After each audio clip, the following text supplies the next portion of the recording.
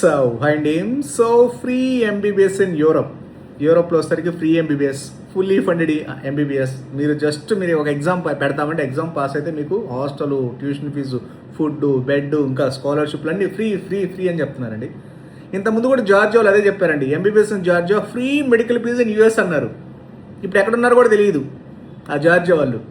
MBBS in Georgia free medical fee in USA, అమెరికాలో free medical fee అంట.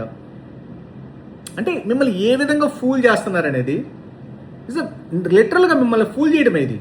Especially Telugu స్టేట్స్లో తెలుగు స్టూడెంట్స్ని ఈజీగా ఫూల్ చేయడం అనమాట. ఎందుకంటే మీకు ఏంటి, ఒక ఎగ్జామ్ ఉంటుంది, జస్ట్ సింపుల్ ఎగ్జామ్ అని చెప్పి లక్షన్నర కట్టించుకుంటారు. ఆ ఎగ్జామ్ రాస్తే పాస్ అయితేనేమో 99.99% ఇప్పటివరకు సక్సెస్ అయిన వాళ్ళు ఎవరు లేరండి.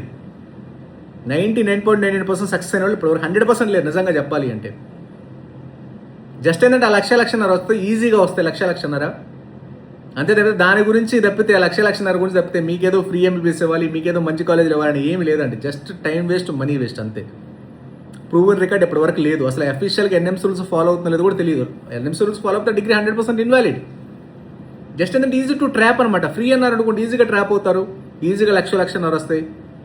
మీ అన్ని కష్టపడి వీసాలు చేసి, ఫ్లైట్ టికెట్లు చేసి, ఇవన్నీ చేసి చాలా పెద్ద తతంగా ఇది అందుకు ఫ్రీ అన్నాం అనుకోండి, ఒక అడ్వర్టైజ్మెంట్ ఇస్తే చాలు, ఒక 20-30 మంది జాయిన్ అవుతారు, డబ్బులు వచ్చేస్తాయి, హ్యాపీ, దట్స్ ఇట్, అంతే. అంత మించి ఏమీ లేదండి. So don't trust them. Okay.